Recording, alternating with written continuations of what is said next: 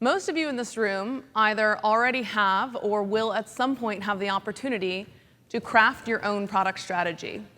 And maybe you're doing that as a role as CEO, founder, or head of product, and you're crafting the strategy for the entire company. Or maybe you're driving an initiative and crafting the strategy within that. Or maybe you're working on an individual product area, and whether you know it or not, you have the opportunity to drive a larger strategy around what you're doing. Product strategy is one of the core points of impact that we have in product management. And yet, despite that, unlike user testing, split testing, sprint planning, and all the other core tactical pieces of product management, there aren't really a lot of good frameworks or guidelines on how to craft a product strategy. And that can be really scary. I know when I first started working in product strategy, I was quite frankly terrified.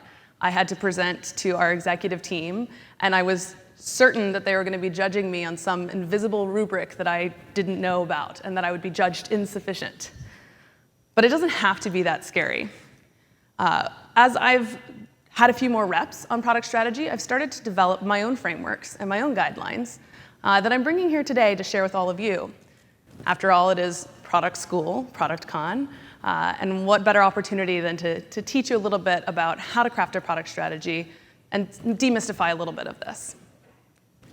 So about me, my name is Anna Marie Clifton. I'm a product manager at Coinbase. I am working on the core revenue generating product. I also co-host the Clearly Product podcast, which you can find at clearlyproduct.com. And you can find me on the internet at tweetannamarie. I've been in product in San Francisco for about 4 years, and before that I managed an art gallery in New York City, so coming at it from a bit of a sideways direction. Now, I like to say that learning product strategy is like learning to wiggle your ears. The first time you do it, you're not quite sure if you don't know where that muscle is, you kind of look in the mirror and you're like, am I wiggling my ears, am I? But as you start to do it more, you'll develop a little bit of a system and you'll start to understand where that muscle is. And as you develop that muscle, it'll become easier. So today I'm going to give you my 4 easy steps that I've developed to help me learn how to wiggle my ears. So first, you really have to understand what a product strategy is. There's not a really clean and clear definition. I've seen a lot of different slide decks, documents, and other artifacts that are called product strategies. And they all look very different, and they have different forms and different functions. So we'll talk a little bit about what exactly you're looking for in a product strategy. And then how to craft that core kernel, what it is that you're driving for, how to search the opportunity space for something to craft a strategy around. And then once you've done that and fleshed it out a little bit, how do you know if it's any good? How do you evaluate your strategy? And once you've done all of that, taking it into action and bringing your stakeholders around for that. And that's really the core to success for your product strategy. So, learn what you're looking for. Product strategy is very poorly defined, I find. When I was first looking to understand, I was first crafting my product strategies, I asked my managers, my mentors, executives, what they were looking for. And they all kind of said, you know it when you find it, you know it when you see it. It'll be helpful. And I didn't really find that definition very helpful. So over the years, I've developed my own definition for product strategy, which is a plan that focuses product effort in order to achieve business goals. And I like this definition because it really encompasses the 3 core parts of the product strategy, and we'll break those out. So first of all, a product strategy is a plan. It is a cohesive set of actions in a particular sequence with some explanation for why that's the right way to go about it. I like to think about planning as a bit of a fractal process. We've all done sprint planning, and you think about within a week or perhaps a 2-week sprint, you know how to think pretty concretely about what you're going to accomplish. You might even understand it down to the level of the ticket. And then we've all done quarterly planning, where it's a little bit more vague. You don't know what's going to happen each sprint necessarily, but you have a good sense of what the quarter overall needs to accomplish. And then product strategy is just fractally one more level up, typically a year, maybe 2 years, of where we really need to go and why it is that we need to go there. And this will come from a deep understanding of what's going on in your industry and the particular and unique perspective that you'll bring to it. So a plan. And this plan, you want it to focus product effort. So So one of the fail cases that I see a lot is that you're going to die by 1,000 distractions. Your team is going to get pulled in 100 different directions, and they're not going to be able to actually accomplish at the end of the year or 2 years or whatever the time frame is what you were hoping they were going to be able to accomplish. Now, the trick to being able to accomplish what you need is to not do other things.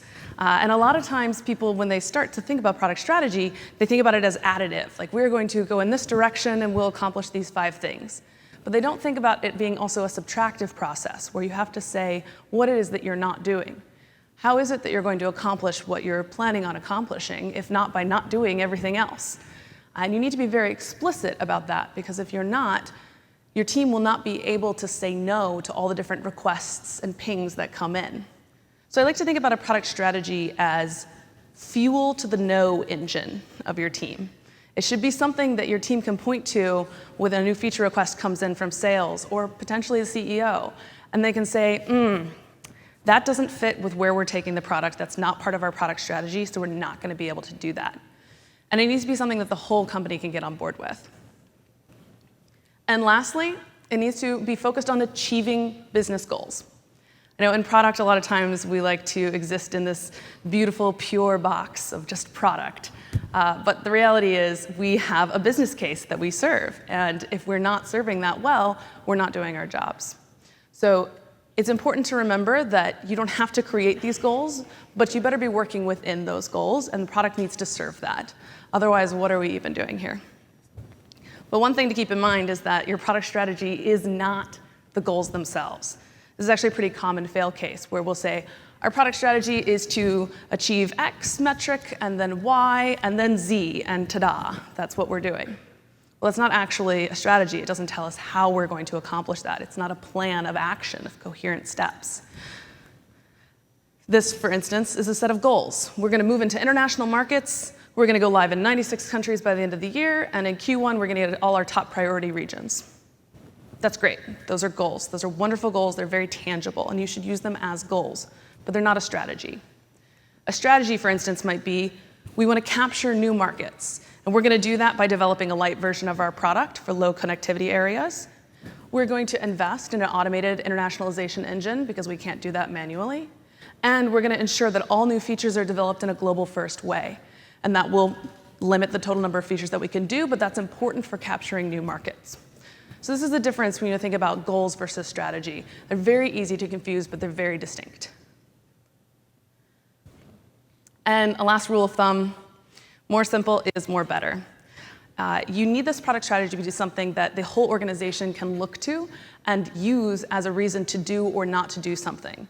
And that means everyone needs to absorb it. And if you want people to absorb it, it needs to be one page. You want the simplest possible product strategy for the broadest possible reach in your organization. So, in recap, we are looking to build a plan that focuses product effort to achieve our business goals. We want it to be a coherent set of actions that is in a particular sequence with a good reason for why. And then we're looking for it to be this plan toward the goals, but not the goals themselves. And lastly, we want this to be as simple as possible. One page max, if you can. So now that we have a sense of what we're looking to build, how do we come up with that core gem, that idea, that kernel, that bedrock that we can develop a strategy around? How do we search for that? And it really is a search. It's something that we need to be able to look around and find. One thing to keep in mind here is that it's not something that you can just walk into an industry and do. If you're particularly new to your industry, take some time to absorb what's going on, understand the competitive landscape, understand your customers, understand your competitors' customers, and understand the customers you don't have yet that aren't even working with your competitors. If you haven't done that, it's very, very challenging to be able to come up with an insight that can drive a core product strategy. So caveat, start there. Another caveat is that this is just things that have helped me. This is by no means exhaustive, but I think that these things can benefit you and help you in your search. So this is a framework that I developed called top-down from the company, bottom-up from the customer. And what you're trying to do here is you're trying to look for an intersection of space between where your company needs to go necessarily and what your customers are trying to do for their own benefit. And the idea is to search between those two spaces and find an intersection point. And that is usually a good kernel, a space within which to develop a strategy. So here's how this works. You start with a core vision or a mission, whatever your company is trying to accomplish. And then you say, well, what would have to be true in order for that to be accomplished? And then what would have to be true in order for that to happen?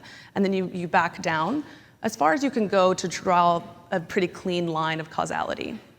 And then set that aside and step over to your customer and start from a core need, a core human need, and step up from that core human need to how they're accomplishing that. And then from how they're accomplishing that to, more limitedly, how they're accomplishing that in your space. And go up as far as you can and down as far as you can and look for an intersection point. If you don't find one the first time, you can try going back up and going down a different branch of causality, or you can start from a different core need and work up from there. But this is a good way to search the space and try and find an opportunity of like where you can evolve the product that you haven't done yet today that's serving a core need and driving toward the mission of where you're trying to take the company. So I'll give you an overly simplified example from Coinbase here. So top down from the company, Coinbase is working to build an open financial system for the world. So I think about, well, an open financial system for a world. That means that we need mass consumer adoption by its very nature.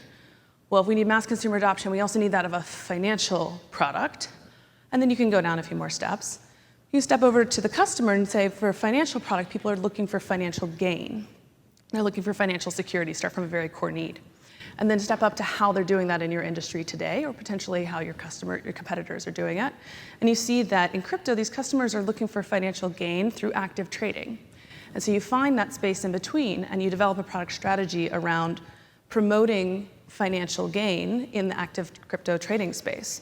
So how can you evolve the product to serve that core need that also drives towards where the company is going long term?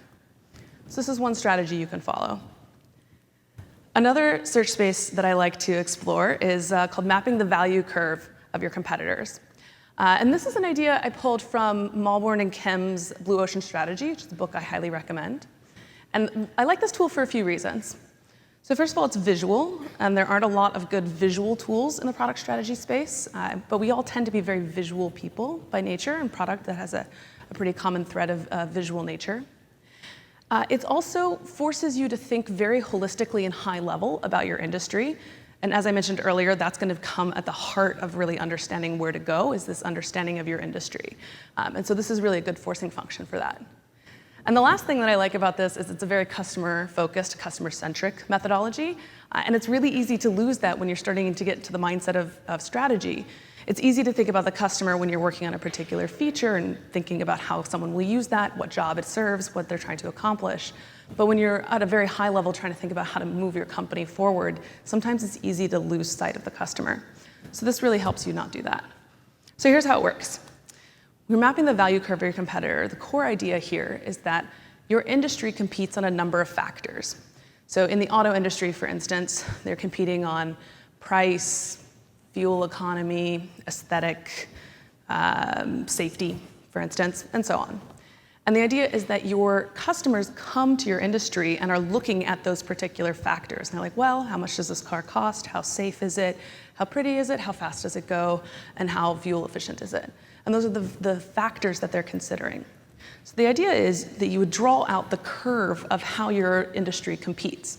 And this is one I made up for the music streaming industry. So the idea here is that music streaming has pretty moderate price, and they're offering customers a really, really high selection, every song in the world, essentially. They're also offering an offline experience and discovery experience for new music. So just simply building this map is actually a really good way to distill your knowledge of an industry and ensure that you're really thinking about what's going on. And that might help you develop insights in and of itself. But another thing that's useful here is that you can think about the negative space as well. So you've mapped out this curve, and something that might stand out to you here is this selection is really, really high here. This is a really impressive point of competition.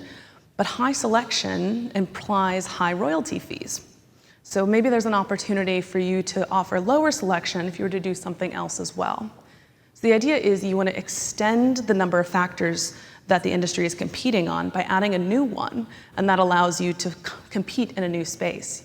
Potentially, you could even ask a higher price for lower selection, a worse offline experience, and middling discovery if you offered something new, like a direct relationship with the artists. And the idea here is that obviously you need to understand what your customers are looking for and what your non-customers are looking for, but the value curve can help you map out a negative space and explore opportunities you might not have thought of before.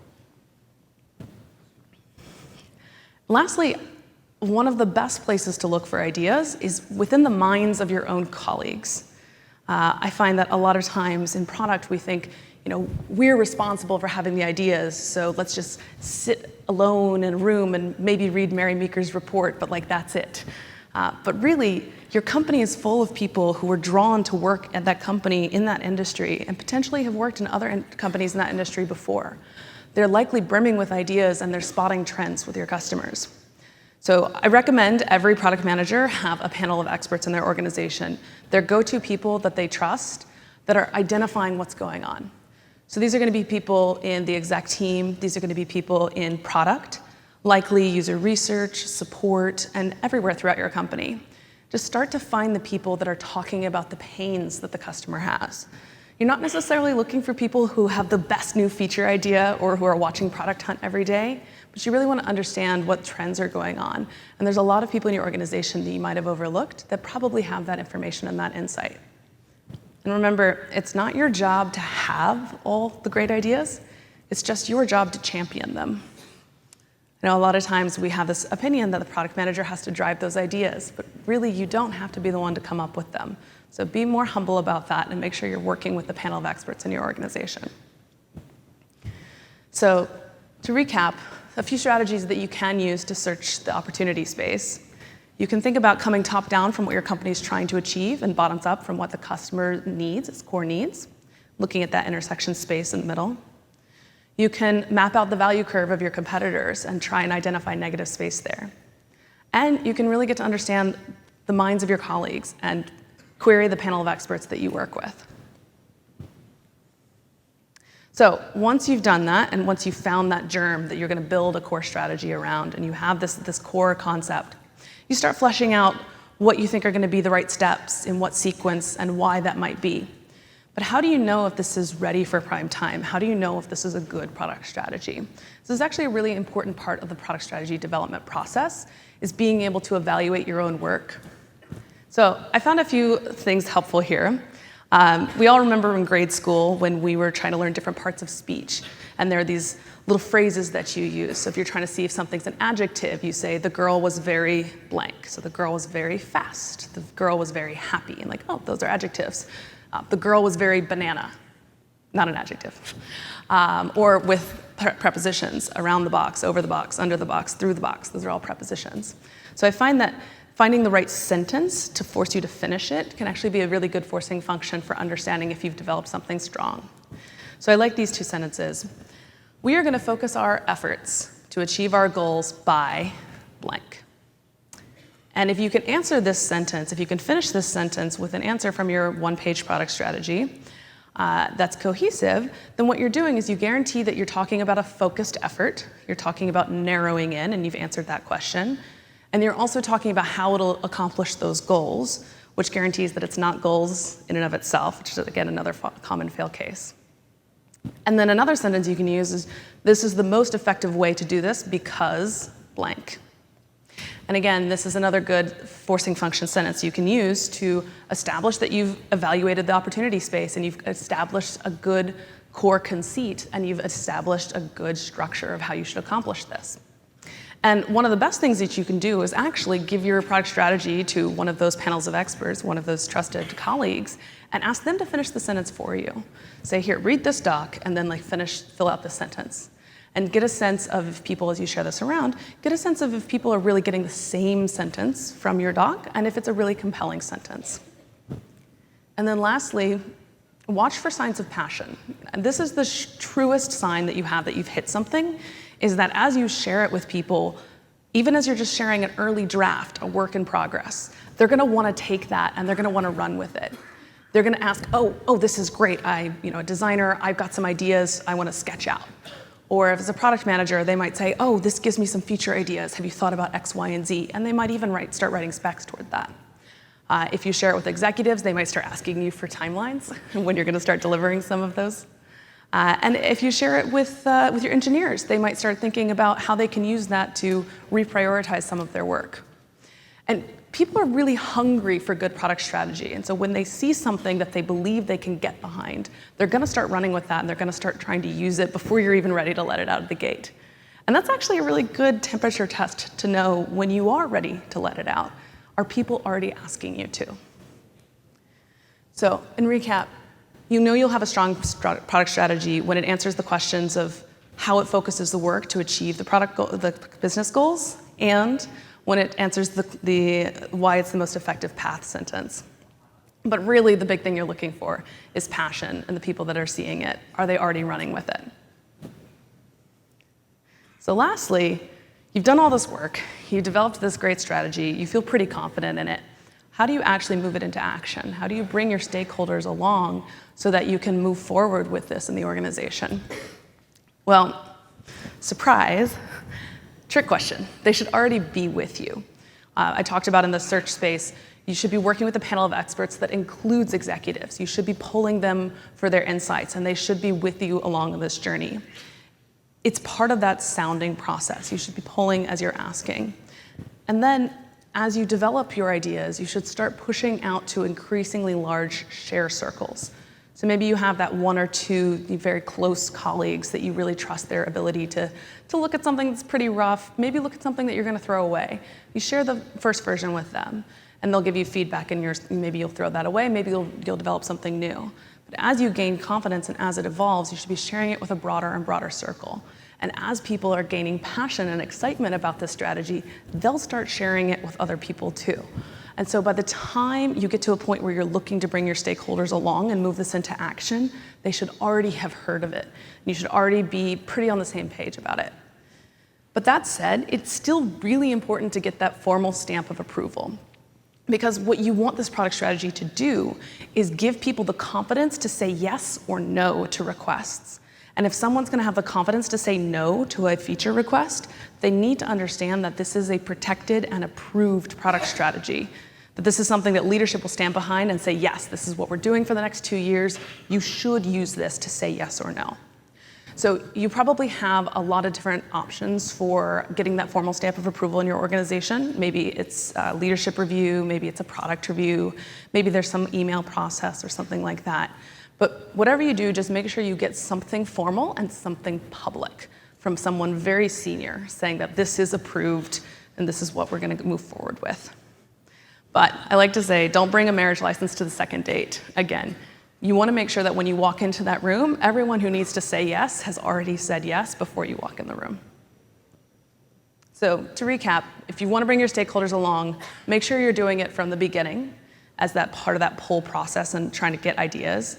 And then make sure you're doing it from the mid-stage of that share process, of the increasingly more broad share circle as you're gaining more confidence. And then get that formal stamp of approval at the end. That's actually really, really crucial. So looking back across what we've learned today, hopefully now you understand what you're looking for in a product strategy.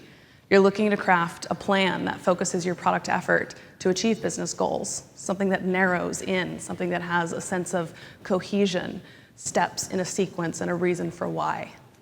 And hopefully you've learned a couple ways to search the opportunity space. You've learned how to come top down from the company, bottom up from the customer, and look at that intersection. You've learned how to map out the value curve of your competitive industry and look for negative space there. And maybe you're already thinking of who should be on your panel of experts. And hopefully you've also learned a few ways to understand if you've actually built something really good, ways to understand if this answers the right questions, and now you know to look for that passion in people's eyes and if they're already starting to run with your product strategy. And lastly, hopefully you're already thinking about the stakeholders that you need to be bringing along. Maybe if you're in the middle of product strategy right now, think to go back and make sure you're bringing those executives into that process early. And remember, it's all about learning how to wiggle your ears. It's going to be uncomfortable, but you'll get better at it over time. And as you practice that muscle, you'll be able to just look in the mirror and wiggle away. Thank you.